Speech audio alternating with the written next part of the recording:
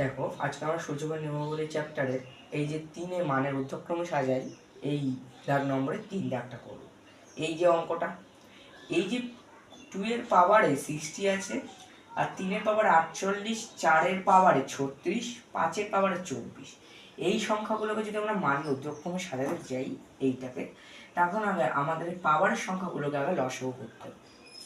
লসাগু অন্য কারণে করছি আমরা, দেখ কেন হবে, কি কারণে করছি সেটা দেখো। 60 আগে বসালাম, তারপর 48, 36, তারপর 24। দেখো কি আসে, 5, তারপরে 4, তারপরে 3।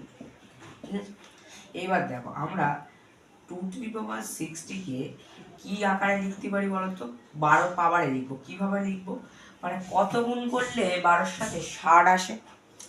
আমরা জানি আমরা যদি জানি 5-এর সাথে 12 গুণ করলে কিন্তু 60 আসে। তাই জন্য আমরা এইরকম 2 এর পাওয়ারে 5, তার মধ্যে ব্র্যাকেট এইরকম 12 লিখবো। কেন? আমরা একটা সূচকের নিয়মে জানি a এর পাওয়ারে m, তার ব্র্যাকেট যদি এরকম থাকে তাহলে আমরা লিখতে পারি a to the power m into a। তাই এইটা আমরা এই নিয়মটাকে কাজে লাগাচ্ছি এখানে। ঠিক আছে, এখানে আমরা এই নিয়মটাকে কাজে লাগাচ্ছি। দেখো, এটাকে আমরা রাখছি এরকমভাবে থাকা। এইবার পরেরটাকে দাও, কীভাবে লিখবো? 12 পাওয়ার 48কে আমরা লিখতে পারি ঠিক একইভাবে, বলো। 3 এর পাওয়ারে আমরা 4, আর কি লিখবো? 8, ঠিক একই কারণে। এবার দেখো 4 এর পাওয়ারে কি আছে? 36 আমরা লিখতে পারি। 4 এর পাওয়ারে কত? 4 এর পাওয়ারে 3, ব্র্যাকেট তারপরের পাওয়ারে গুণ, এটা লিখে দেবো।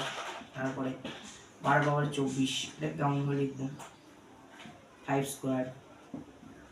এটা এইবার দেখো 2 to the power 5 মানে কত? আমরা 12টাকে পাওয়ারে রেখে দেবো, এর ভিতরের আমরা টার্মগুলোকে অঙ্ক করব। 2 to the power 5 মানে কত? 2 to the power 5 মানে 32।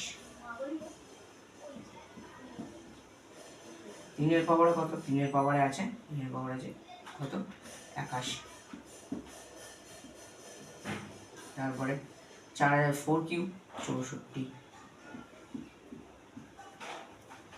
তারপরে কি 5 স্কোয়ার মানে কত? 25। তারপরে 12।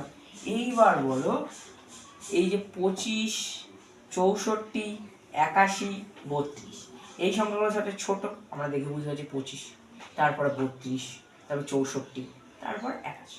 তাহলে আমরা আগে সেই সংখ্যাগুলোকেই আগে লিখি।